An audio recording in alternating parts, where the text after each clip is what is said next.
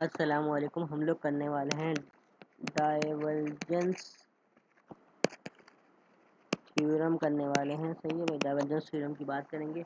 Divergence theorem क्या करता है, वो क्या कहता है कि भाई किसी भी वॉल्यूम जो होता है किसी भी चीज़ का और एक क्लोज सर्फेस ले लेते हैं पहले। सही है भाई,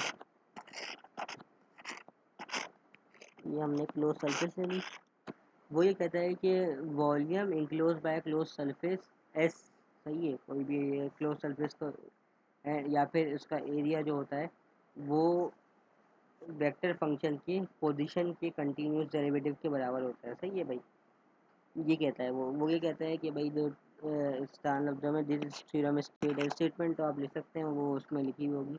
मैंने लिखवाई थी कि भाई जो किसी भी क्लोज सरफेस का जो वॉल्यूम होता है, total volume surrounded by closed surface, वो उसके एरिया वेक्टर सरफेस एरिया, जो कि ये जो पहली डायरेक्शन पहला इस तरफ का ऊपर वाली छत, ये वाला, ये उसके पीछे वाला जो बनाते हैं हम लोग, वो इसके नीचे वाला ग्राउंड वाला, ये सारे के सारे इसके, ये पहली साइड है, दूसरी साइड है, तीसरी साइड नीचे वाली है, चौथी साइड ऊपर वाली है, पांचवी साइड के पीछे वाली, छठी साइड इस तरफ वाली है। ये साइडों के इसके जो वेक्टर पोजीशन फंक्शन है इसके कंटिन्यूस डेरिवेटिव के इक्वल होता है। सही है भाई, तो इसका जो फॉर्मूला होता है वो हम लोग लिख सकते हैं, वो डाइवर्जेंस थ्योरम का वो होता है, इसका जो डाइवर्जेंस वेक्टर ए का एरिया का इंटीग्रेशन है, इसको वॉल्यूम का इंटीग्रेशन कहेंगे क्योंकि एक्स वाई जेड के रिस्पेक्ट से है, वो इस इक्वल टू इसका टोटल एरिया, इसका यूनिट वेक्टर और इसके इक्वल के बराबर है। सही है भाई, अब हम लोग इसके अंदर एक काम करते हैं कि जो इसकी कुछ आई गेस वो हैं वो देख लेते हैं। पहली इसकी पेज नंबर 7 और पेज नंबर 83 पे थी। इसकी जो पेज नंबर 7 पे इसकी एक वो थी एग्जाम्पल, वो देख लेते हैं। Page number 7, question number 7, page number 88 वाला क्वेश्चन नंबर 7 ये रहा। लिखा हुआ है find the total work done in a moving particle in a force field. Force field की बात कर रहे हैं, मूविंग पार्टिकल एक फील्ड है, फोर्स की एफ की फील्ड है, ये एक मूविंग पार्टिकल है। सही है भाई, फील्ड, उसकी फील्ड का वेक्टर क्या दिया हुआ है, फील्ड दिया हुआ है, ये वेक्टर दिया हुआ है फील्ड का एक्स वाई जेड के अलोंग द कर्व ऑफ। अब ये कर्व पे मूव कर रहा है, ये कुछ कर्व है इस फ्रॉम दिस टू दिस। सही है भाई, ये इसका पाथ है जो कर्व की डायरेक्शन दी हुई है। सही है भाई, ये क्या दिया है, पहला दिया हुआ है X is equal to this, Y is equal to this, और ये और टी जो है कहाँ से, टी जो है 1 से शुरू हो रहा है 2 तक जा रहा है। इसकी इंटीग्रेशन कुछ ये है, टोटल वर्क डन हमारे पास क्या होता है, एफ डॉट डी आर। हम लोग इंटीग्रेशन लेंगे विद रिस्पेक्ट टू हमारे पास इसका सी, या फिर इसका जो है कौन सा फंक्शन है डाइवर्जेंस का, तो हम लोग इसके इक्वल ले लेंगे। हम लोग को पता है कि भाई इसके अंदर जो है F function multiply by D R. D R क्या है, आर हमारे पास होता है एक्स आई प्लस का वाई जे प्लस का जेड के, तो डी आर क्या होगा, डी आर होगा D X of I plus का D Y of J plus D Y of Z of K. तो ये इससे हम लोग ने दोनों को डाल दिया, उसके बाद डी एक्स से डी एक्स और डी वाई से डी वाई और डी जेड से डी एड मल्टीप्लाई होके ये हमारे पास वैल्यूज़ आ गई।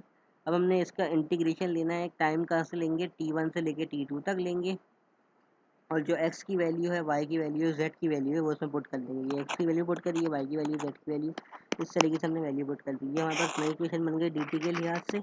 dt सब में dt था तो हम लोग ने dt हमने कॉमन ले लिया। सही है भाई, अच्छा ये जो है एक चीज़ देख लो, ये जो x है, x की वैल्यू है टी स्क्वायर प्लस 1, तो उसका डेरिवेटिव लेंगे विद रिस्पेक्ट टू टाइम, तो क्या हो जाएगा, D upon D T equal to 2t plus का पावर शून्य पावर सेकंड डेरिवेटिव 0। सही है, तो डी एक्स क्या हो जाएगा, डी एक्स हो जाएगा 2t dt, है ना भाई, ये देखो 2t dt।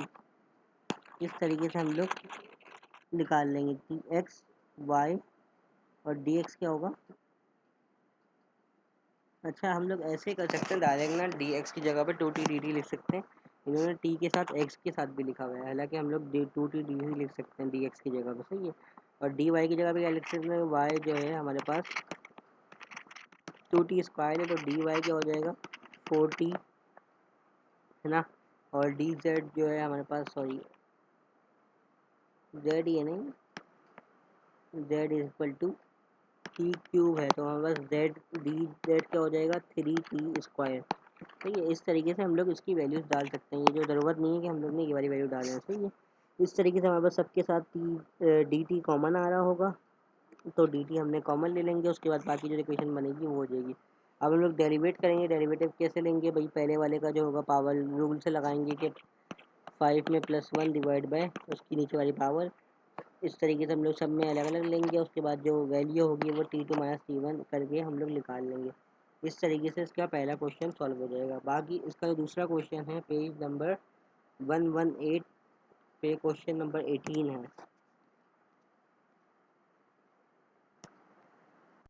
17 होगा ना, ये 17 18। ये हमारे पास क्या है, हमारे पास ये एक सरफेस दी हुई है इस वाले बाउंड्री रीजन से। तो हम लोग मैंने ये सॉल्व किया हुआ है, मैं सॉल्व करके दिखा देता हूँ इन्होंने क्या। अच्छा मैं यहाँ पे पहले बता देता हूँ इन्होंने क्या किया हुआ है। ये हमारे पास एक सिलेंडर है, सिलेंडर के अंदर इन्होंने सिलेंडर को दो चीज़ों में तोड़ दिया है, एक इसकी लेंथ में और इसके सर्कमफेरेंस में। सही है भाई, पहले क्या किया इन्होंने, एक सिलेंडर लिया इसका छोटा सा, उसका हिस्सा ले लिया तो उसको क्या कह सकते हैं वॉल्यूम डी वी। ये क्या होगा डी एक्स और sorry D X D Y और डी जेड के अंदर है। सही है भाई, क्योंकि अगर मैं इसकी बात करूँ छोटा सा ऐसे करके क्यूब होता है तो इसमें क्या क्या चीज़ें होती हैं, इसमें एक डी एक्स होता है, डी वाई होता है और ये लंबी वाली डायरेक्शन इसकी डी जेड होती है। सही है भाई, और ये सिलेंडर को अगर मैं तोड़ूँ आधे आधे हिस्सों के अंदर तो क्या होगा, तो पहले एक ऊपर का हिस्सा हो जाएगा ये वाला नीचे का हिस्सा हो जाएगा और एक इसका जो यहाँ से यहाँ तक का हिस्सा है D3 H3। तो उसकी तीन सरफेस हो गई, सरफेस 1 ऊपर की, सरफेस 2 नीचे वाली और सरफेस 3 नीचे उसके साइड वाली। सही है भाई, इस तरीके से हम लोग ने उसकी तीनों सरफेस निकाल ली। हम लोग को पता है डाइवर्जेंस थ्योरम लगाएंगे। डाइवर्जेंस थ्योरम जो होता है वॉल्यूमेट्रिक इंटीग्रल का, वो हमारे पास ये होता है, कहाँ गया, हमारे पास डाइवर्जेंस डाइवर्जेंस थ्योरम हम लोग को पता है वो होता है वी डेल्टा दावा X V V equal to sorry S. सही है, सरफेस इंटीग्रल हो। सरफेस इंटीग्रल क्या होता है, देखो भाई दो चीज़ें होती हैं, एक वॉल्यूम होता है। सही है भाई, ये हमारे पास टोटल तीनों की सरफेस को मिला के बनता है वो उसका वॉल्यूमेट्रिक इंटीग्रल होता है डीवी।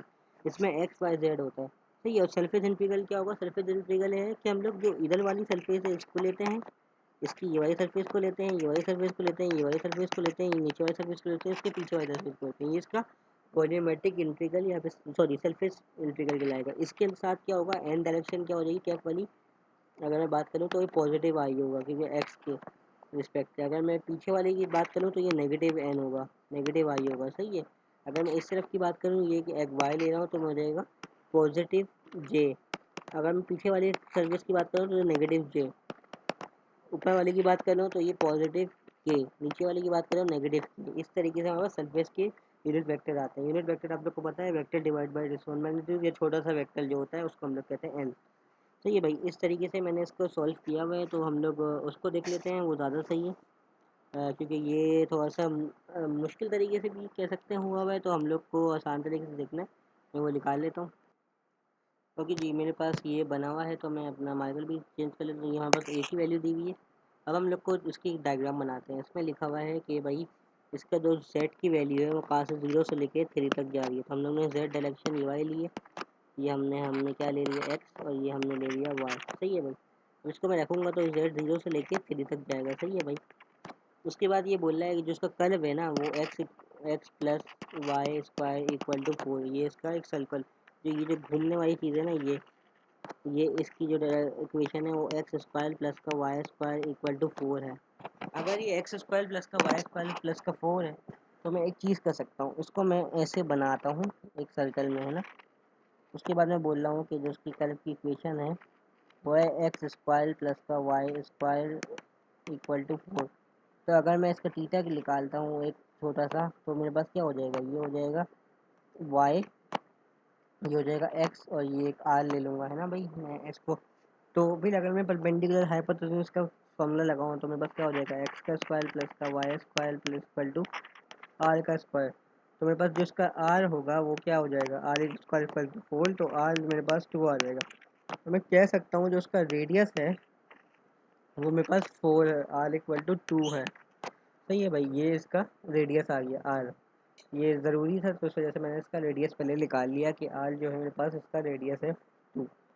उसके बाद मेरे को पता है डाइवर्जेंस थ्योरम वेरीफाई करना है। डाइवर्जेंस थ्योरम हमारे पास ये होता है, ये मैं निकाल बता चुका हूँ कि भाई n टाइम्स एक्स्ट्रा, और ये जो होता है तो ये भाई यहाँ पे n भी लगता है और n कैप, और तो इस वजह से मैंने लगा दिया ताकि थोड़ा सा भूल गया हूँ। नेवल द रेस्ट, पहले हम लोग ये वॉल्यूमेट्रिक साइड वेरीफाई कर लें। हम लोग क्या लेंगे, राइट हैंड साइड ले लेंगे, सही है। पहले हम लोग वेरीफाई करने के लिए सबसे पहले तो अंदर की वैल्यू सॉल्व करनी है, जो ए डॉट क्रॉस प्रोडक्ट है। हमने क्या किया, हम लोग ने ये निकालना आता है, इसको हम लोग ग्रेडियंट कहते हैं, सॉरी डाइवर्जेंस कहते हैं। डाइवर्जेंस निकालने के लिए हम लोग डेल्टा वी को मल्टीप्लाई करते हैं। डेल्टा की वैल्यू हम लोग को पता है, ये डी की वैल्यू है, ये ए की वैल्यू है, इन दोनों को मल्टीप्लाई करेंगे तो ये हमारे पास आ जाएगा डेल्टा एक्स, सही है भाई। ये हमारे पास वैल्यू आ गई। अब हमने क्या किया, इसको हम लोग ने वॉल्यूमेट्रिक इंटीग्रल में लगा रहे हैं। अब वॉल्यूमेट्रिक इंटीग्रल में निकालने के लिए हम लोग को वॉल्यूम है, वॉल्यूम का मतलब क्या है, X comma Y comma Z. तो हम लोग को तीन की लिमिट चाहिए होगी, एक्स की भी लिमिट चाहिए होगी,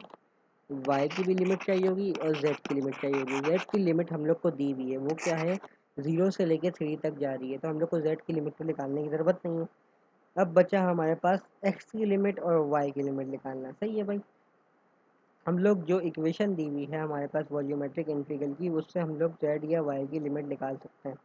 अब वो कैसे निकालेंगे, हमारे पास है एक्स, एक्स की वैल्यू है एक्स स्क्वायर प्लस का Y square equal to R capital 4 square, है ना भाई। तो 4 है, सॉरी, ये हमारे पास इसकी इक्वेशन थी। तो हम लोग अब वाई निकाल लें। वाई हमारे पास क्या आ जाएगा, Y equal to under root plus minus का 4 plus X square, 4 minus X square हो जाएगा, है ना। ये हमारे पास वाई की वैल्यू आ जाएगी। जब वाई की वैल्यू ये आ जाएगी तो मैं क्या करूँगा, मैं लिख दूंगा कि जो नेगेटिव वैल्यू है वाई जो है, यस को वाई जो है माइनस, अच्छा ये थोड़ा सा गलत लिखा हुआ है, ये एक्स की लिमिट होगी, ये वाई की लिमिट होगी, तो आप नीचे कर सकते हैं। ये कर, मैंने क्या ली हुई है, मैंने ये डी वाई की लिमिट ली हुई है, तो मैंने क्या करना है, ये वाली लिमिट कंसिडर नहीं करें, ये वाली लिमिट कंसिडर करते हैं, सही है भाई। ये देखो मैंने ये लिमिट ली हुई है, सही है भाई। इससे मेरे पास वाई की लिमिट आ गई एक्स प्लस वाई, तो मैं कह सकता हूँ वाई जो है कहाँ, जेड जो है मेरे पास 0 से लेकर 3 तक जा रहा था, तो वाई मेरे पास जाएगा प्लस माइनस का अंडर रूट 4 माइनस एक्स का स्क्वायर से लेकर plus under root 4 minus X square तक जाएगा, सही है भाई। अब मैं क्या करूँगा, एक्स की लिमिट निकालूंगा। जब मैं इस वाली इक्वेशन के अंदर, ये जो ये वाली इक्वेशन है जो हमने शुरू में दी थी, इसके अंदर हम लोग वाई 0 पुट करूँगा, तो मेरे पास एक्स की लिमिट क्या आ जाएगी, एक्स की लिमिट मेरे पास आ जाएगी +2 और -2, सही है भाई। मैंने 0 पुट किया, एक्स इक्वल टू 4, तो एक्स की लिमिट मेरे पास +2 -2 आ गए, तो मैं बस एक्स बोलूँगा -2 से लेके ये +2 तक जा रहा है, सही है भाई। ये एक्स की लिमिट आ गई। अब मैं क्या करूँगा, इसको मैं डी वी को मैं तोड़ दूँगा डी एक्स डी वाई और डी जेड के अंदर, सही है। पहले मैं डी जेड की लिमिट हम लोग निकालते हैं, डिफाइन करते हुए कि कौन सी वैल्यू पहले निकालनी है, कौन सी वैल्यू बाद में निकालनी है, सही है भाई। तो हम लोग ने ये जो ऊपर का डेल्टा वी था वो हमने ऊपर से लिया, ये कहाँ से लिया, ये वाली देखो, ये इक्वेशन जो बनी थी ये ऊपर से आई, और जो वॉल्यूम थी वो अलग अलग हो गई। जेड की लिमिट कहाँ से है, 0 से लेके 3 तक, वाई की लिमिट लगा दी, एक्स की लिमिट लगा दी, सही है भाई। अब हम लोग सॉल्व करना शुरू किया। पहले हम लोग डी जेड के लिए सॉल्व कर लें। देखो पहले डी जेड के लिए, तो जब यहाँ पे जहाँ जहाँ पे जेड होगा वहाँ वहाँ पे हम लोग को पता है कि किस तरीके से करना है। एक्स की लिमिट लिखना लिखी नहीं है मैंने, बस सीधा डायरेक्ट। अभी क्या हो जाएगा ये अगर मैं यहाँ पे करूँ थोड़ा सा, तो हो जाएगा 4z का square divide by 2 minus 4z का square divide by 2y plus का z क्यूब डिवाइड बाई 3, है ना भाई। इस तरीके से हो जाएगा। अब मैं इसकी, देखो इसकी लिमिट है 3 और 0, तो हमें पता है कि नीचे वाली जो माइनस की लिमिट है वो तो हमारे पास ख़त्म ही हो जाएगी, वो 0 हो जाएगी सब कुछ। हम लोग इसके यहाँ सीधी वाली लिमिट पुट करेंगे, 4 डिवाइड बाई 2 3 का स्क्वायर -4 डिवाइड बाई 2 3 का स्क्वायर और y प्लस 3 का क्यूब डिवाइड बाई 3। इसका आंसर क्या आ जाएगा, इसका आंसर आएगा 12 माइनस का 12y प्लस का 9। मेरे पास ये आ गया। अब मैं ये यहाँ पे लिख दिया, और माइनस का 0 तो लिमिट लिमिट ले गई। अब हम लोग क्या करेंगे, हम लोग करेंगे डी वाई के लिए सेकेंड नंबर पे हम लोग डी वाई के लिए निकालेंगे। ये हम लोग डी वाई के लिए काम किया। डी वाई के लिए काम करने के बाद हम लोग क्या करेंगे, हम लोग हम लोग को पता है यहाँ पे जो हो जाएगा इसका हो जाएगा 12y, ये हो जाएगा माइनस का 12y² डिवाइड बाई 2 प्लस का 9y है ना। तो हम लोग के पास इस तरीके से ये इक्वेशन बन जाएगी। अब हम लोग इसके अंदर लिमिट पुट करेंगे, x की लिमिट और y की लिमिट। तो देखो इससे हम लोग ने लिमिट पुट करी है इसकी, तो हमारे पास जो आंसर आएगा वो मेरे पास ये आ गया। तो ये मेरा आंसर आया, तो मैंने इसको इधर इसमें रखा। अब मैं x 42 कॉमन था बाहर निकाल लिया। अब मैं dx के रिस्पेक्ट से करूँगा। अब dx के रिस्पेक्ट से करूँगा, ये अंडर रूट में है, सही है भाई। तो अंडर रूट में जब ये चीज़ होती है तो हम लोग को ना सॉल्व करना मुश्किल होता है, क्योंकि इसके अंदर क्या है, ये हो जाएगा पावर शुरू में, सही है भाई। पावर से एक कम मतलब कि -1/2, पावर से एक कम तो हो जाएगा 4 - x² माइनस का पावर से कम, देन डेरिवेटिव पावर के अंदर है, मतलब कि फोल का इंटीग्रेशन, इसकी डेरिवेटिव तो निकाल सकते हैं लेकिन इसका हम लोग इंटीग्रेशन नहीं कर सकते डायरेक्ट डायरेक्ट। जब इंटीग्रेशन इसकी नहीं कर सकते तो हम लोग क्या करेंगे, हम लोग जो है ना इसको थोड़ा सा टिग्नोमेट्रिक आइडेंटिटी से सॉल्व करेंगे। टिग्नोमेट्रिक आइडेंटिटी से मैंने क्या किया, मैंने एक ट्रायंगल लिया जिसका ट्रायंगल का जो बेस था, मैंने यहाँ पे आसान लफ्ज़ों में इसका जो आसान कह सकते हैं कि बेस था वो मैंने 2 लिया, और इसका एक्स जो है मैंने परपेंडिकुलर लिया। इसका हाइपोटेन्यूज कैसे निकालूंगा, आपको पता है कि परपेंडिकुलर जो होता है हाइपोटेन्यूज का स्क्वायर परपेंडिकुलर उसका बेस का स्क्वायर। मेरे पास जो है इस तरीके से मेरे पास इसकी बेस निकल गई या फिर इसकी हाइपोटेन्यूज, सही है भाई। एक ही बात होती है, कोई ज़्यादा फर्क नहीं होता है इसमें। ये बस आ गई। अब मेरे को क्या क्या निकालना है, मेरे को इसको साइन थीटा निकालना है। मैंने साइन थीटा निकाला तो मेरे पास क्या आ जाएगा, X is equals to this, ये वाली बात आ गई, सही है। तो मेरे पास ये आ गया। अब मैं क्या करूँगा, इसकी जहाँ जहाँ एक्स है ना वहाँ वहाँ मैं साइन थीटा पुट कर दूंगा, सही है भाई। तो ये एक्स स्क्वायर था, इसकी जगह 4 साइन थीटा आ गया, सही है भाई। और यहाँ पे डी एक्स है तो डी एक्स को भी चेंज करना पड़ेगा, तो मैं डी एक्स का डेरिवेटिव लूँगा विद रिस्पेक्ट टू थीटा। तो बस क्या आ जाएगा, ये साइंस है मैथमेटिक्स है, मेरे पास ये इसकी वैल्यू आ जाएगी जो कि d² डी। तो मैं इसकी वैल्यू भी पुट कर दूंगा। जब मैं इसकी वैल्यू पुट करूँगा तो 4 कॉमन आ रहा है, 2 बाहर आ जाएगा, 1 माइनस कॉस स्क्वायर थीटा जो होता है, 1 sine square theta cos square theta होता है, कॉस स्क्वायर थीटा जो होता है यहाँ पे आएगा अंडर रूट के साथ, तो अंडर रूट से एक बाहर निकल के कॉस आ जाएगा, 2 टू द 4 हो जाएगा, ये cos square theta dot D theta, ये सॉल्व हो गया। अब हम लोग को पता है ये, इसको हम लोग स्क्वायर थीटा को वापस से सॉल्व नहीं कर सकते पावर ऐड करके, तो हम लोग जो है ना कॉस स्क्वायर थीटा को एक और एंगल में तोड़ेंगे, जो होता है 1+1/2, ये ट्रिग्नोमेट्रिक आइडेंटिटी है, इससे हम लोग तोड़ देंगे, सही है भाई। अब क्या करेंगे, अब हम लोग के पास असल में लास्टली हमारे पास ये बच गया, ये वाली चीज़ बच गई। अब हम लोग को पता है, अब हम लोग इसका डेरिवेटिव आराम से निकाल सकते हैं। कांस्टेंट का इंटीग्रेशन, सॉरी डेरिवेटिव नहीं, इंटीग्रेशन बाद में निकालेंगे। कांस्टेंट का इंटीग्रेशन थीटा आ जाता है, और साइन टू थीटा का इंटीग्रेशन कैसे होता है, कॉस इंटीग्रेशन ऑफ 2 थीटा। इसका इंटीग्रेशन हम कैसे करते हैं, हम लोग को पता है कि भाई इसका इंटीग्रेशन जो होता है वो होता है, कॉस का इंटीग्रेशन होता है साइन 2 थीटा, देन नीचे जो है इसका एंगल का डेरिवेटिव लेते हैं d/d ऑफ 2 थीटा। तो ये हो जाएगा हमारे पास साइन 2 थीटा डिवाइड बाय 2। ये हमारे पास इसकी इंटीग्रेशन आ गई। इस तरीके से हम लोग इसकी लिमिट लगाएंगे, हमारे पास लिमिट जो होती है अपर एंड लोअर लिमिट। अब हम लोग को मसला ये है कि हम लोग ने लिमिट हम लोग को x की दी हुई है, x की वैल्यू 2 दी हुई है और y की वैल्यू लिमिट दी हुई है x की, सही है भाई। तो हम लोग जो है ना या तो x की लिमिट को कन्वर्ट कर लें थीटा में, सही है भाई, या एक और काम कर सकते हो कि जो हमारे पास लिमिट अगर नहीं कन्वर्ट करना चाह रहे तो आपको ये जो साइन थीटा है उसको आप वापस से एक्स में कन्वर्ट कर लो, सही है भाई, लिमिट डालने से पहले। दो तरीके होते हैं। तो इसमें मैंने साइन थीटा को कन्वर्ट किया हुआ है, या सॉरी मैंने इसके अंदर एक्स के अंदर वापस से लेके आया हूँ। लेकिन हम लोग लिमिट भी कन्वर्ट कर सकते हैं। लिमिट कैसे कन्वर्ट करेंगे, जो हमारे इक्वेशन थी वो लिखेंगे। अगर मैं एक्स की वैल्यू लेता हूँ कहाँ से कहाँ तक, -2 से, तो मैं एक्स की वैल्यू यहाँ पे डालूंगा -2, सही है भाई। तो हो जाएगा -1 साइन थीटा, ठीक है, -1 साइन थीटा कौन से एंगल पे आता है, वो होता है -270। 270 को मैं रेडियन में कन्वर्ट करूँगा तो उसकी मेरे पास लोअर लिमिट क्या आ जाएगी, 3/2 पाई, सही है भाई, 3/2 पाई आ जाएगी। और उसकी अपर लिमिट मैं निकालूंगा तो मेरे पास आ जाएगी पाई अपॉन 2। और अगर ये लिमिट मैंने डाल दी तो मेरे पास डायरेक्ट डायरेक्ट इसका आंसर आ जाएगा। सही है भाई, तो मैं काम करता हूँ, ये तो हम लोग के लिमिट के हिसाब से सॉल्व हुआ है ना, तो मैं इसके यहाँ डाल के चेक करता हूँ। ये वाला जो इक्वेशन है वो आ जाएगी, ये क्या है 2 थीटा, उसके बाद सॉरी ये मेरे पास क्या हो जाएगा साइन का डेरिवेटिव, ये मेरे पास आ रहा है 2 थीटा, और 2 से 2 कैंसिल हो जाएगा तो मेरे पास 2, हाँ ना 2 से 2 कैंसिल, साइन 2 थीटा हो जाएगा। सही है भाई, तो मैं ज़रा लिमिट कहीं पे डालता हूँ, इसको एक नया पेज ले लेते हैं, सॉरी यहाँ पे नहीं, यहाँ पे लेते हैं। तो एक लिमिट ले लेते हैं, हमारे पास क्या था 2 थीटा प्लस का साइन 2 थीटा है ना। उसकी लिमिट क्या ली थी मैंने, अपर लिमिट क्या थी, अपर लिमिट मेरे पास थी, क्या हो गया कहाँ गया, अपर लिमिट थी मेरे पास पाई/2, अपर लिमिट थी पाई/2, और लोअर लिमिट मेरे पास क्या लिखी थी 3/2 पाई। ठीक है भाई। अब अगर मैं लिमिट की बात करूँ तो मैं क्या करूँगा, upper limit minus lower limit, पहले मैं डाल दूँगा 2 पाई/2 प्लस साइन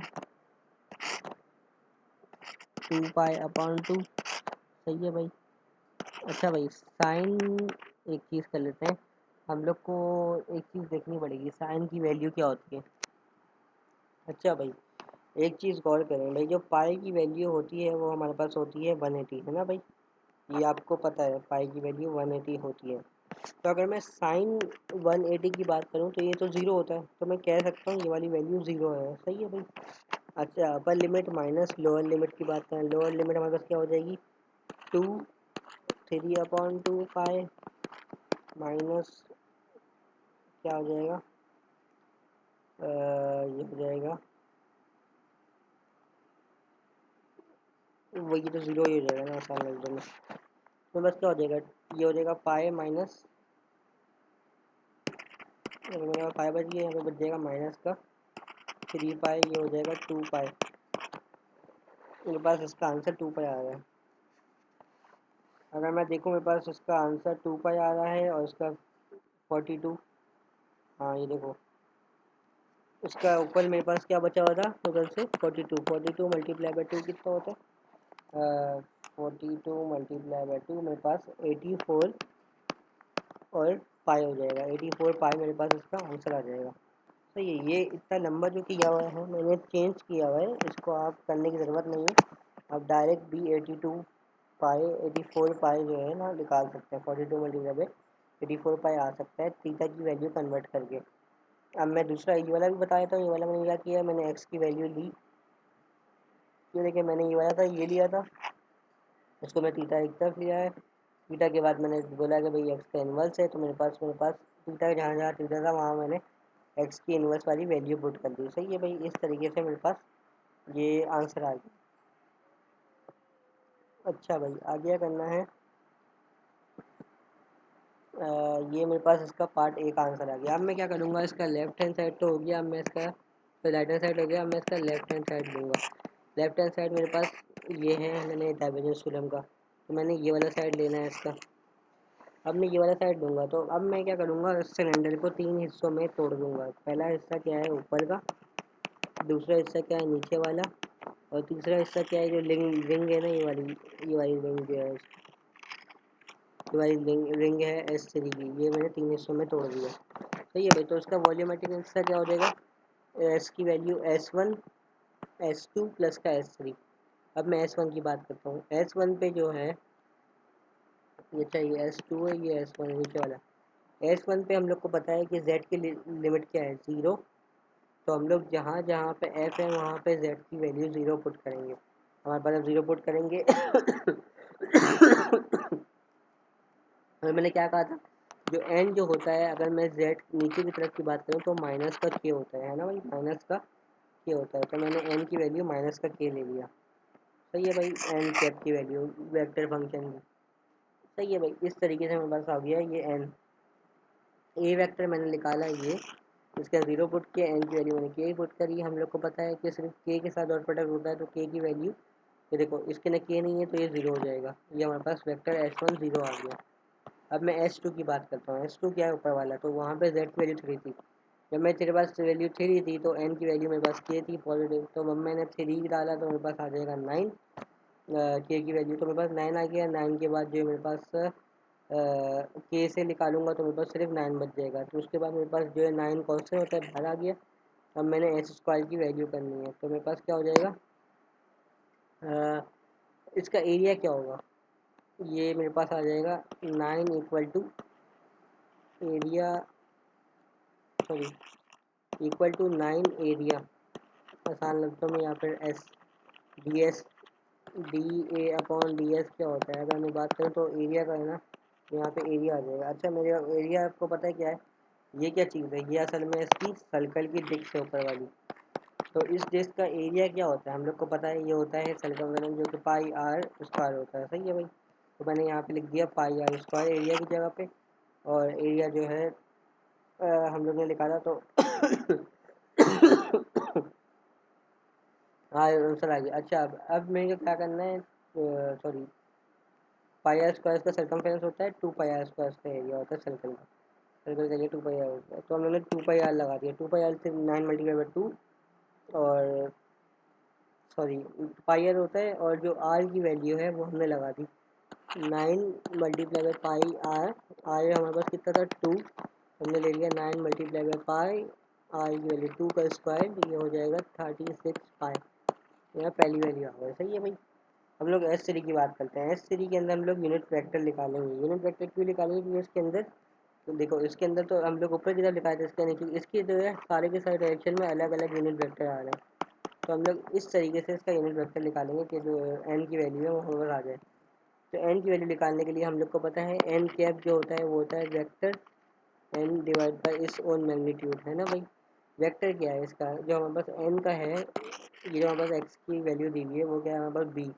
सही है भाई, तो हम लोग को एन का डेरिवेटिव लेना है, तो एन का वेक्टर क्या बन जाएगा, मेरे पास बन जाएगा एक्स प्लस वाई का, क्योंकि ये सर्कल है ना, ऐसे करके सर्कल की इक्वेशन क्या है, वो है एक्स प्लस वाई। तो ये हर जगह जहाँ जहाँ पे होगा इन सब की इक्वेशन एक्स प्लस वाई होगी। तो हमने इक्वेशन हमने इससे ली है, इसीलिए ये वाली इक्वेशन ली है। उसके बाद लेने के बाद हमने क्या किया, इसका हमने वेक्टर बना दिया। वेक्टर बनाने के लिए हम लोग क्या करते हैं, हम लोग डॉट प्रोडक्ट लगाएंगे तो उसका स्केलर फंक्शन का वेक्टर बन जाएगा एन। उसके बाद हम लोग इसका एन यूनिट वेक्टर निकाल लेंगे, तो हमारा आंसर यूनिट वेक्टर का आंसर क्या आ रहा है, एक्स स्क्वायर प्लस का ये वेक्टर निकालना आता है हर किसी को यूनिट वेक्टर, तो मैं निकालना बताऊंगा नहीं। सही है। अब क्या करूँगा, अब मेरे पास ये जो सर्कल है, सर्कल के अंदर बीच में एक लाइन दी थी, और यहाँ से यहाँ तक का एक एंगल ले लिया, जो कि मैंने इस तरीके से शो किया है यहाँ पे। सही है भाई। तो हमने जो है इसका एंगल क्या लिया है, इसका एंगल एक एक्स ले लिया, इसका वाई ले लिया, इसको आर ले लिया। सही है भाई। और आर हमारे पास कितना है, 4। सही है भाई, और ये थीटा ले लिया। और हमें पता है कि भाई आर की वैल्यू होता है, इसको हम लोग ने पोलर कोऑर्डिनेट में कन्वर्ट करेंगे, क्योंकि X is equal to R cos theta, Y is equal to two tan theta हो जाएगा। इस तरीके से हमने एक्स और वाई की वैल्यू भी निकाल ली। सही है भाई। और हम लोग क्या करेंगे, यहाँ पे जो है एक्स ए की वैल्यू रखेंगे, एन की वैल्यू रखेंगे, तो हम लोग पास ए क्या आ जाएगा, फंक्शन ए डॉट एन आ गया। अब हम लोग इसके अंदर x की वैल्यू पुट कर रहे हैं, इस वाले फंक्शन के अंदर x की वैल्यू डाल दी, y की वैल्यू डाल दी मेरे पास, और थीटा की वैल्यू जो है मेरे पास आ जाएगी कहाँ से। अब ये क्या है, ये जो सर्कल होता है ये कहाँ से शुरू होता है, 0 से शुरू होता है, घूम के वापस से आता है। तो टोटल क्या होता है, कितनी रोटेशन करी इसने, 2 पाई की रोटेशन करी। तो हम लोगों ने जीरो, थीटा की वैल्यू कहाँ से जाकर तक जाएगी, 0 से लेकर 2 पाई तक, और z की वैल्यू 0 से लेकर 3 तक जाएगी। सही है भाई। तो हम लोग ने इसको, क्योंकि ये 0 से लेके कहाँ तक निकालना है, ये पूरे के पूरे जो यहाँ से लेके यहाँ तक का निकालना है, तो ये 0 से लेके z तक है। और ये घूमने वाले की बात क्या है, घूमने वाले का मतलब है 0 से लेके पाई तक। तो इस तरीके से हम लोग ने पूरे वेक्टर का निकाल लिया।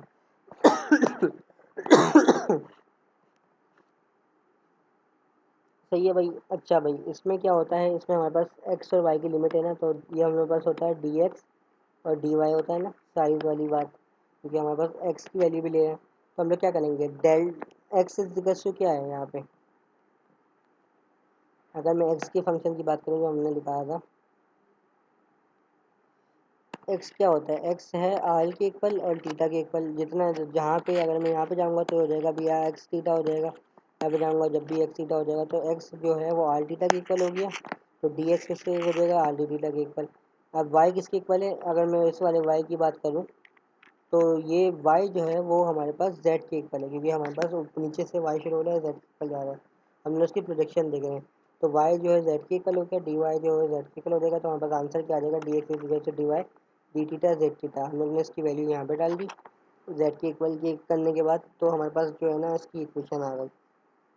अब बाकी जो है आसान होता है, आगे हम लोग ने लिमिट पुट करनी है। पहले हम लोगों ने z के लिहाज से कर दी, तो यहाँ जहाँ z था जहाँ z आ जाएगा, उसके बाद हम लोग के पास वैल्यू आ जाएगी।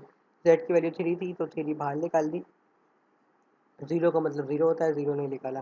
फिर हमने लिमिट पुट करी किसके लिहाज से, थीटा के लिहाज से।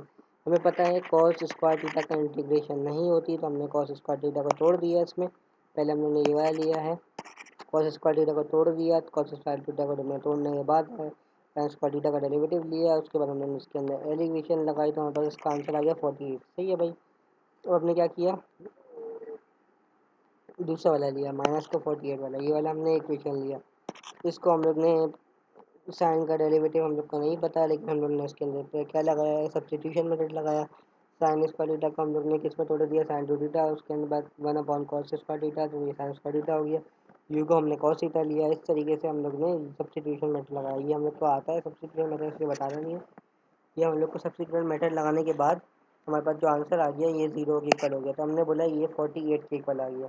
ठीक है भाई, 48 हम लोग ने फिर सब के सब जो S1 S2 ऐसे लिखाए थे उसको टोटल किया, तो हमारे पास 84 टोटल आ गया। ये हम लोग के पास प्रूव हो गया। इस तरीके से हम लोग प्रूव कर सकते हैं।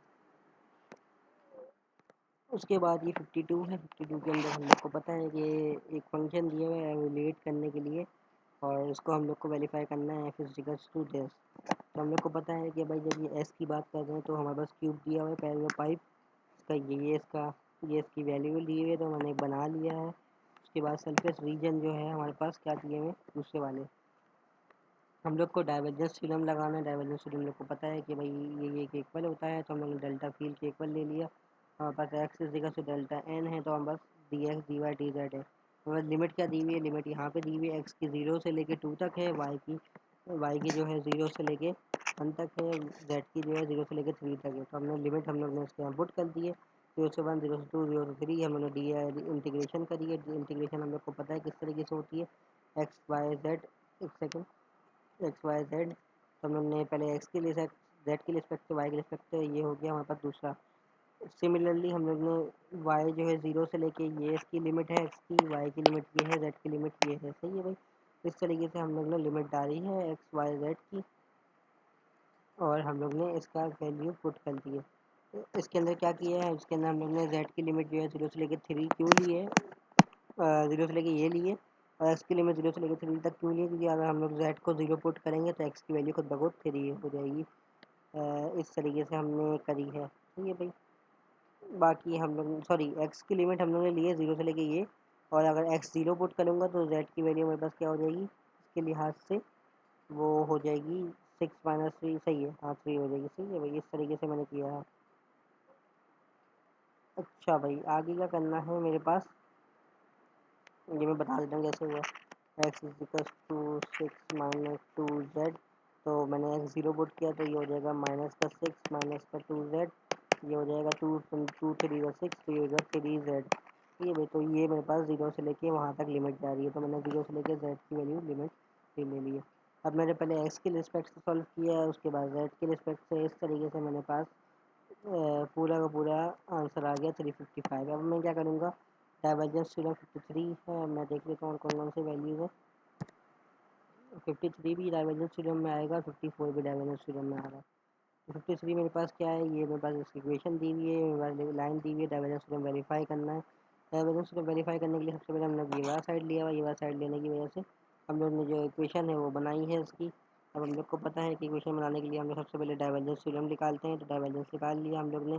इसकी लिमिट निकालने के लिए हम लोग को पता है जो इक्वेशन दी है उससे निकालेंगे। एक्स की लिमिट हमारे पास दी हुई है इसकी, तो क्वेश्चन में एक्स की लिमिट 2 इक्वल टू है, तो 0 से लेकर 2 तक जाएगा। जेड की लिमिट हमने निकाल ली, वाई की लिमिट हम लोग क्या है, एक्स जेड 0 पुट करेंगे, एक्स की लिमिट आ जाएगी। इस तरीके से हम लोग ने उसका डाइवर्जेंस निकाला पूरा का पूरा, और हमारे पास ये आंसर आ गया 180 के इक्वल आ गया। सही है भाई।